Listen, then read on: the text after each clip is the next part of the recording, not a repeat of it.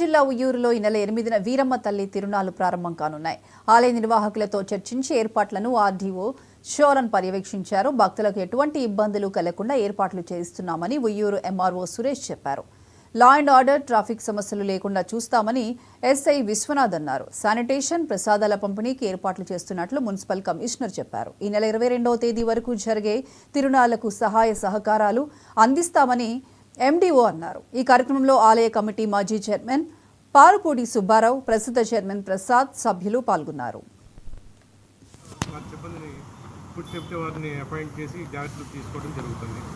అయితే దీంట్లో ప్రధానంగా ఏంటంటే బ్యారికేడింగ్ చేసినా, క్యూ లైన్ చేసినా ఆర్ఎన్బిఓ డిపార్ట్మెంట్ వాళ్ళు సర్టిఫికేషన్ చేయాలి. ఎలక్ట్రికల్ వచ్చేప్పటికే ఆ వైరింగ్ ఎట్లా ఉంది, స్టాండర్డ్ ప్రకారం చేస్తున్నారా, లైటింగ్ సఫిషియెంట్గా చేస్తున్నారా లేదా అనేది ఎలక్ట్రికల్ డిపార్ట్మెంట్ వాళ్ళు సర్టిఫికేషన్ చేయాల్సి వస్తుంది. అట్లాగే చెరువు దగ్గర ఏదైనా వాటర్ లెవెల్ ఏదైనా ఎక్కువ ఉంటే, ఏదైనా ప్రమాదాలు జరిగే ఉంటే స్విమ్మర్స్ని ఏర్పాటు చేయడం అనేది ఫిషరీస్ డిపార్ట్మెంట్ వాళ్ళు చూసుకోవాలి. అట్లాగే శానిటేషన్ వచ్చేటప్పటికి ఎండీఓ గారు, మున్సిపల్ కమిషనర్ గారు సమన్వయంతో చేసుకోవాలి. ఇవన్నీ కూడా ఇక్కడ చర్చించడం జరుగుతుంది. భక్తులకి ఏ విధమైన ఇబ్బందులు లేకుండా అన్ని చర్యలు తీసుకుంటున్నాము. ఎవరైనా సరే దీని మీద సూచనలు చేస్తే వాటిని కూడా మేము పరిశీలించి వాటిని కూడా తేదీ 8/2/2025 నుంచి 22/2/25 వరకు అమ్మవారు పారుపూడి కనకచంతయ్య వీరమ్మ తల్లి ఉత్సవాలు జరుగుతాయండి. 15 రోజులు.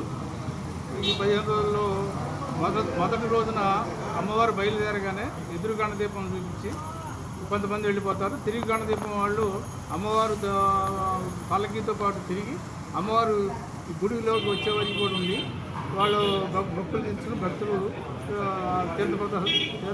మన ఉయ్యూరులో ఉన్న పారుపూడి కనకచంతయ్య వీరమ్మ తల్లి తిరునాళ్ళు ఈ నెల 8 నుంచి 23వ తారీఖు వరకు 15 రోజుల పాటు జరగబోతున్నాయి.